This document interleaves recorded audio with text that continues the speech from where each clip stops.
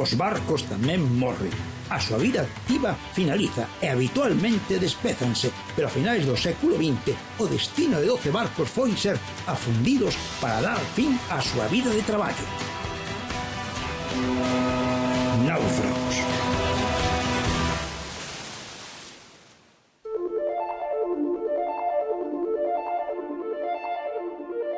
Vaise parte de ti cos barcos, parte da túa vida, parte do teu...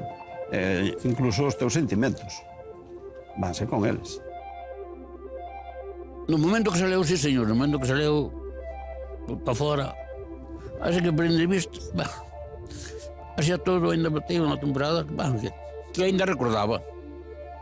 Non, eu non quixen ir, non. Eu non quixen ir. Cando foi que fomos falar co do remolcador, eles dixen que tiñan que tratar de cobrar máis ou menos ou quixeran, pero de botalos eles a pica, que é o meu barco que non iba a botar a pica. Iba o casco solo, como dicindo vai desarbolado. Sí, vai vacío, ¿no? É como se te vaciaran algo aí. Aí íbase unha historia. Si dixéramos, pois, é que é o barco onde eu estaba, claro, tes outro sentimento e outra, por suposto, outra corazonada, pero claro, é como un traballo, dices xa vas mentalizado en que son para fundir. O mariñeiro e o barco forman un universo íntimo. Existe unha comunión entre a consciencia humana e a materia de madeira. En poucas actividades humanas hai unha compenetración tan profunda entre o traballador e a ferramenta de traballo. Esta é unha historia humana, sobre homes e barcos gañándose a vida, e que se fai sentimental no ocaso da existencia de barcos que deron a vida aos seus tripulantes e ás súas familias. O patrón do Gran Sol, Serafín Mourelle, definía así a morte dun barco. O que é todo un poema é ver como un barco vai ao fondo. Se traduce en algo humano, como se se negara a morrer, a afinar.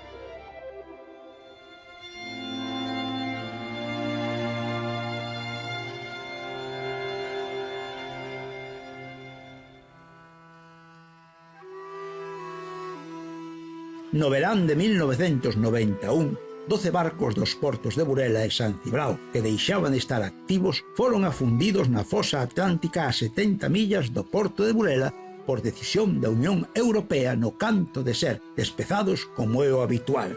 Foron os barcos Niño Jesús, Ana Mari, Rei Soto, Brisas del Cantábrico, Reina del Mar, Santa María de Burela, Saa, Cristo de Medinaceli, Apóstol Santiago, Jesús Divino, Pablo VI e Concha de San Ciprián. Eu traballaba na mesma empresa. Entón, o meu jefe, pois, bueno, debido a que, bueno, a xente que estaban de mariñeiros no remolcador, pois non querían facer eso, veo xunto de min, dixeme, Moncho, queres facer tú isto? Explicoume como había que facer. Había que subir ao barco, baixar abaixo, abrir os grifos, tal. A verdade é que, bueno, eu tomeino como... Era un rapaciño tamén. Tomeino como unha experiencia máis, unha aventura. E, bueno, por suposto, dixenlle que sí, porque o meu jefe daquela, pois, a verdade que se portaba moi ben con nosotros e non lle iba a dicir que non. Iso sí, lle pedín que leváramos as medidas de seguridade oportunas para facer ese traballo, e el garantizou eso e xa está. Así foi. Daquela, pois, bueno, para nosotros foi, para mí, os compañeros que foron conmigo, ou eu con eles, pois foi eso, un traballo máis, non? Pero, efectivamente, despois, vendo os vídeos, as fotos que fixara Sergio, e máis algún de nosotros tamén, pois quedabaste así con esa imaxe de tristeza, porque ves como algo no que, ao mellor, no meu caso non, pero no caso de outra moita xente que estuvo neles, que viveu neles, neses barcos, pois ven que se van ao fondo, ven que hai que desfacerse deles, sin máis, é dicir, sin moita razón, porque ao fin e ao cabo estaban operativos, eu podo dicir que os barcos por dentro estaban impecables, porque se trataron sempre moi ben, estaban de madeiras e todo, estaban perfectos. e ver que se teñen que ir ao fondo uns compañeros, porque ao fin e ao cabo son os nosos compañeros, son os que nos libran de todos, que nos... Esa é a nosa barreira entre o mar e máis nós. E gracias a eles, pois, podemos subsistir e podemos vivir, nós e as nosas familias. Non, eu non quixen ir, non. Eu non quixen ir. Cando foi que fomos falar co do remolcador, eu xa lles dixen, cando trataron de leválos e tal, vamos, no trato, xa lles dixen que tiñan que tratar de cobrar máis ou menos ou o que quixeran, pero de botalos eles a pique, que é o meu barco que non iba a botar a pique. Porque me daba pena, non quería eu eso facelo. Eso non collía comigo. Para botarlo a pique, non. Se fora para outra cousa hai que desguazar en terra ou no que seña, hai que desguazarlo, pero botarlo a pique non. Axudei ao chatarreiro alguna cousa, eu e máis os máis, e iso sí, pero ir de abrir un fondo para botarlo a pique non. Eso non collía comigo. Botar unha embarcación a pique non. Para min eso non é natural. Para min eso non é natural. Vaixe un barco a pique, vaixe por unha desgracia ou por como se foi toda a vida. Bueno, foise que leválo como seña, pero botalo a adrede que era para desguace, claro, que non era... pero eu non. En cambio, outro compañeiro que está aí nunha foto, pois dixo que iba no remolcador, se o levaban, pero no barco del tampouco. E foi o único que foi, dos que foron na primeira tanda. E non houve máis. Pero primeiro fomos á volante, máis ao espada algo, e máis ao bonito. Entonces botabas moitas horas no barco. Despois, os últimos anos, non, xa íbamos ao bonito nomais. Eran 4 ou 5 meses, 4 meses e medio. 4 meses e medio eran no bonito. 20 anos. Sí, señor. E colleron os tempos, colleron malos, houve de todo. Non lle vai coller cariño a un barco, a calquera cousa que seña. Tiño aí unha jamela que ten, pois mire, tiña eu 9 anos cando me fixeron, e teño 77, faigo 78 para diciembre, está como o primeiro día aí, e non a deixo desguazar, agora ten o meu fillo, pero eso nada, mentres viva eu nada, desguazar nada.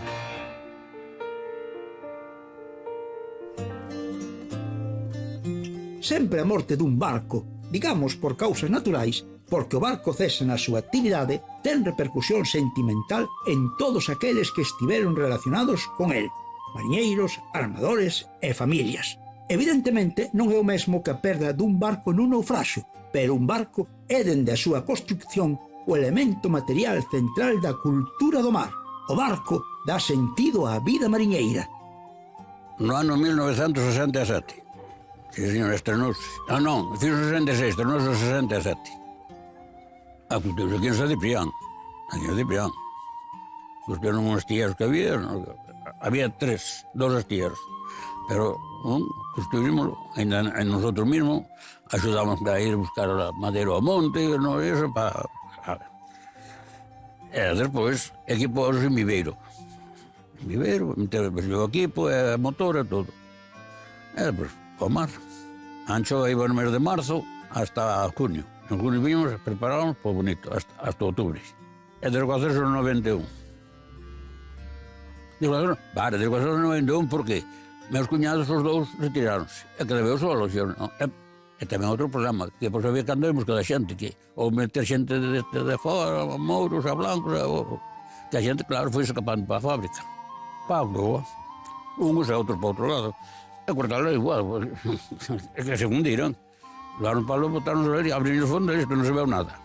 E cortarlo, hai que andar coas serras, ainda depois ves máis. Houve quen foi, eu non fui. Eu vino salir de Burela, amarrar por aí adiante, para Finisterre, e logo vamos botar fora. Alegre. No momento que saleu, sí, señor, no momento que saleu para fora, así que por entrevista, hacía todo, ainda bateu na temporada, que ainda recordaba. Colle cariño que é como unha casa un pouco, colle cariño porque a súa empresa que estaban traballando era o que logo que nos daba. Eu ainda, hoxe non, pero daquela cando que desguacei, ainda me levaba a vida ir ao mar. Porque empecé de 15 anos no 50.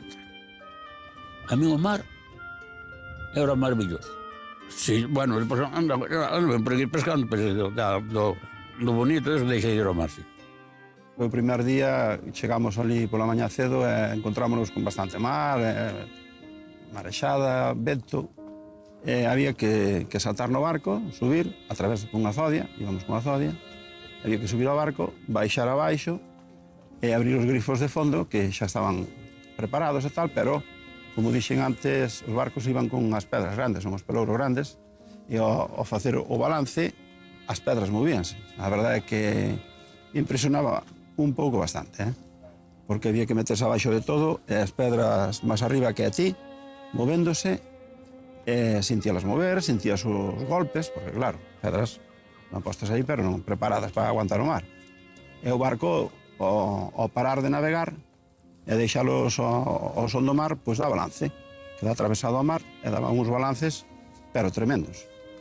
E había que ir ali a abrir e ver que, claro, non só é abrir, sino que xale a auga hacia arriba, chegaba ao peito. Sí, era un pouco impresionante, sí, a verdade que sí, pero bueno, íbamos dous na zodia, iba un compañero meu ca zodia con motor, e ao acercarnos a un dos barcos, pois, veu a marexada, o barco deu un balance, e a zodia chocou, e eu xa estaba na proa para saltar, e saltei, claro, pero saltei onde non quería, saltei disparado e caín de cabeza en baixo. Pero, como digo, levaba un traxe de acolchado e tal, e o golpe amortiguoso. Pero sí, saltei sin querer.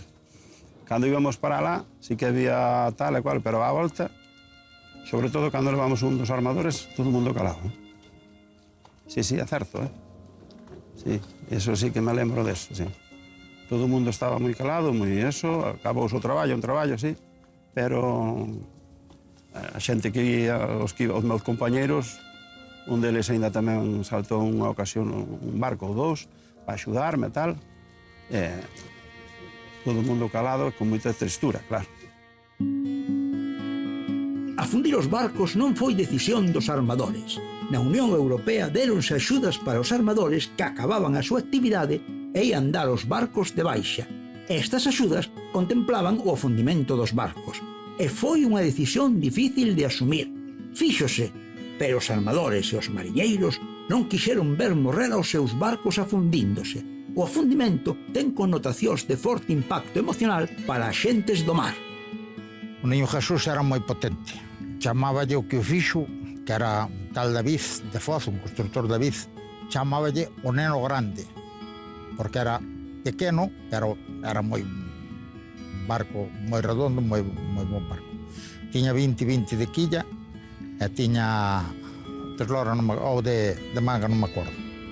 Pero era, verse na foto, foi moi valiente. Colláunos a galerna do 73, colláunos todos e, gracias a Dios, chegamos a terra con todo. O temporal, viñamos para onde puidemos, hasta que se foi quedando algo que despois viñamos vindo para terra. Pero co temporal non pode ir para onde queira, usted ten que ir para onde pode, para onde quere ir o barco, é para onde lle deixa ir. Bueno, é como a todas as cousas se colle cariño. E despois, se bota máis anos, colle máis cariño que se bota 2 días. A calquera cousa que seña. Empecé ao Bonito no 58, botábamos as mareas, eran de 9, 10, 11 días, todo máis 11 días. Eran barcos de carbón. Non botaba máis que iso. E viñamos para San Esteban, que era onde tiña o cupo do carbón. E viñamos para San Esteban facer o carbón. Se viñamos de noite, que nos daba tempo diante da venta, se non íbamos vender a Avilés, e viñamos, despois de vender, viñamos facer o carbón. Pero despois anduvemos xa nos barcos de gasoil, anduvemos indo e xa fun aumentando 18 días, 16 días, 18 días, 20 días, 25 días, e no noso barco botamos dunha volta un mes xusto. É moi distinto da hora, Eu despois fun o 92, empecé no Boer, ao Bonito e ao Arrastre, inverno ao Arrastre, e de bravo íbamos ao Bonito. E ali era un barco de ferro, era aberto, pero era de ferro, pero chegaba a noite, por moi fresco que estuera, recollía, cerraba as portas, metíase dentro e podía andar con zapatillas de casa por dentro. Era outro dios. En ese momento non pensei nada, nin se estaba ben ou mal ou se desaparecía o barco. Sí que sentín moita tristeza, foi duro. Cando o vin irse. Aí sí, estaba eu sola. Porque os fora levar ao muelle, a Burela, e dixeronme, no, tú vaite que despois xa virás buscarnos a tal hora. Como a sempre. A propósito, non teñen carné de conducir ningún deles. O sea, todos os anos que levan traballando non sacaron carné, éramos nós os que os carretábamos por todos lados. En ese momento din a volta, pero pareime na saída de Burela á altura da Rompeolas, ali, no que é ahora a playa urbana, e vino irse. Aí sí, iba o casco solo, como dicindo vai desarbolado, vai vacío, ¿no? É como se te vaciaran algo, aí íbase unha historia. É triste, además, eso. En ese momento pensas, jolín, aí vai a historia de 3 familias máis o resto das familias que estuveron aquí traballando, porque a xente que viña ao mar normalmente viña na primavera hasta o inverno, hasta os principios de inverno, primavera, outoño, e despois estaba na casa facendo laborías da casa. Entonces, esa xente dábelles a opción de ganar unhos cartos que iban para a súa casa e despois eles seguían na súa casa. Meu pai e meus tíos estaban todo o ano no barco, porque o barco despois iba ao carro, porque o barco había que andar amañando, porque o barco... Eles estaban todo o ano. Eu non sei quen tomou a decisión de afundilo, pero prefiero que se afunda e non que se parta. Naceu para o mar. Por tanto, penso que é mellor que quede no mar. Penso eu, non sei, me parece a min que é mellor que quede no mar que non partilo en cachos e queimalo. Non me parece ben.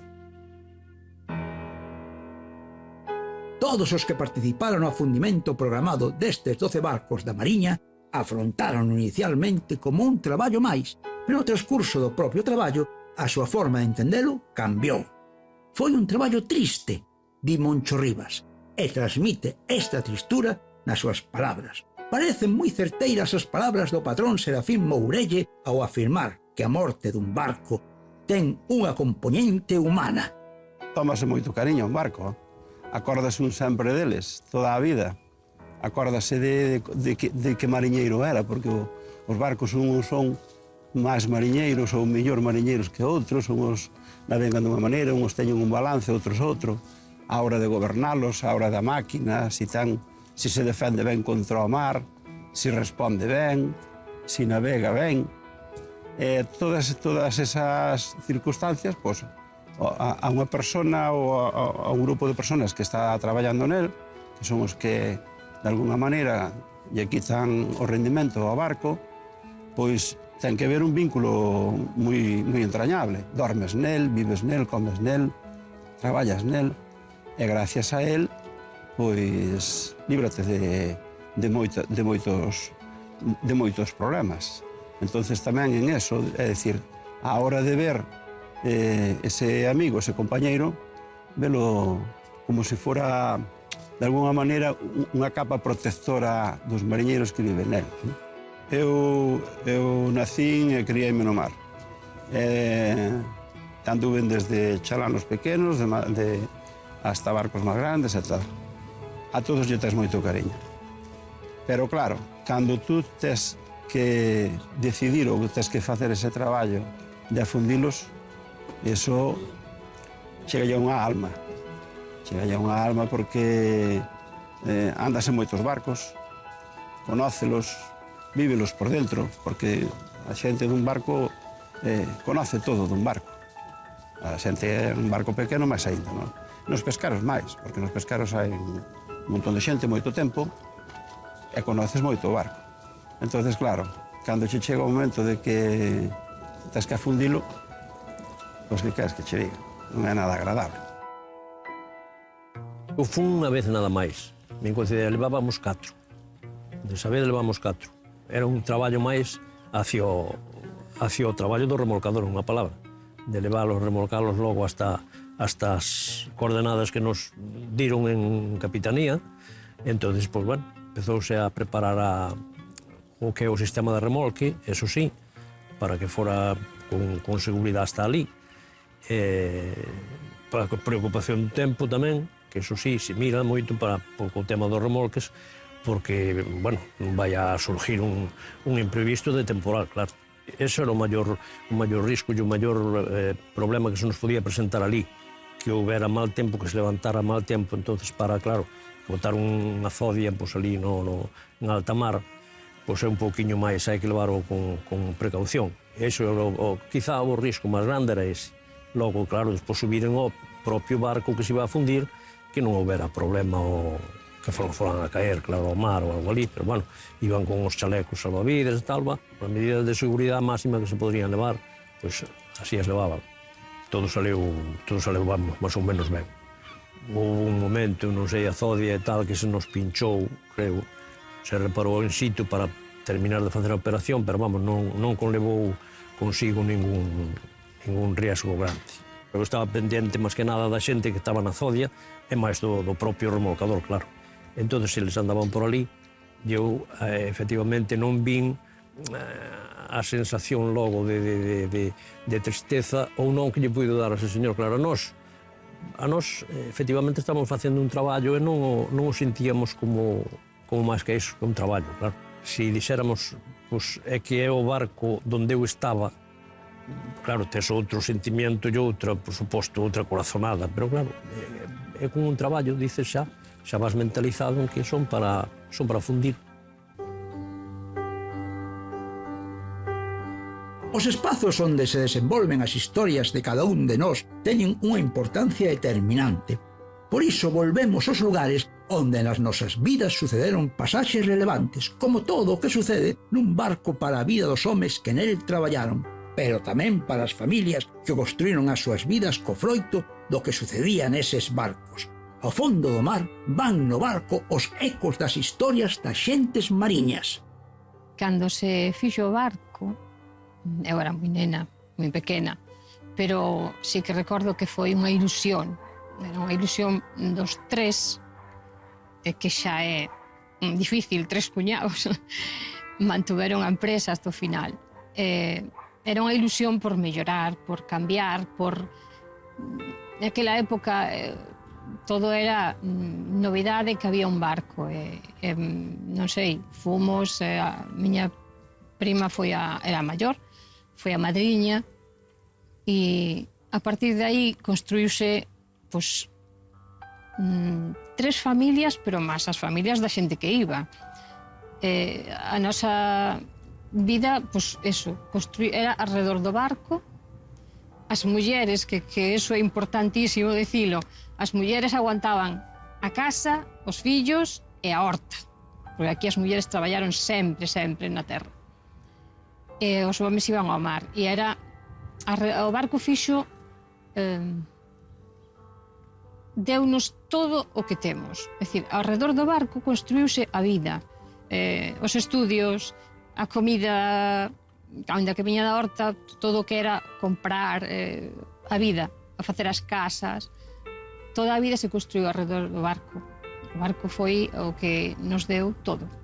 O barco sigue presente sempre, é dicir, non só en min, na casa, en todo, hai fotos, hai recordos, hai todo, xa, está aí, foi o que nos deu a vida, é dicir, eu estudiei gracias ao barco. Eu considero-me mariñera, o sea, unha persona de mar, de porto, sí. Sempre me criei aquí, na playa, por aí. Moito orgullo de estar, pois eso, nun pueblo mariñeiro, de ser de mar, non? Sí. Home, eu espero que seña refugio de peixes e de corales, se hai algún, ou de algunha cosa por aí que bueno, que sirva para algo. O primeiro, pois, tomábalo como unha experiencia, unha aventura, porque, como digo, era un rapaz novo, é unha aventura máis, é unha experiencia máis, pero despois tamén é certo que ten un aire de tristeza moi grande, porque axudar a morrer a alguén que é teu amigo, que é meu amigo, ou dos meus compañeiros que estiveron neles, axudarlles a morrer non é, eu penso que non é agradable para ninguén. E iso foi o que tivemos que facer. Eso quedou aí como algo, eu penso que é algo extraño tamén. Non, porque eu creo que un barco debería de morrer en terra, porque é o seu sitio. Así como cando se bota ao mar, fai a botadura, eu lembro-me, sendo neno, de ver moitas botaduras aquí en San Ciprián, e lembro-me da alegría que había, era como unha festa, era como se fora unha boda. O de botarlos a pique é unha tristeza. Xa non digo como... Cando hai un naufraxio é moito máis triste, claro que sí, porque acaba rompendo, a xente sufre, pode haber accidentes, pode haber, mortes incluso, pero, ainda que isto foi así, non pasou nada e tal, pero é unha tristeza desfacerse dun barco, e pon un armador máis. De feito, iba un dos armadores nun dos viaxes que dice ao final, dice, adiós amigo, lle dice ao barco. E algúns deles de Burela, de San Ciprián, ainda me dicen hoxe, tú fuches o que fuches a fundir os meus barcos. Pero dícemo con cariño, non saben que non foi con mala intención. Vaise parte de ti cos barcos, E cando hai un naufraxio máis. Parte da túa vida, parte do teu... incluso os teus sentimentos. Vanse con eles.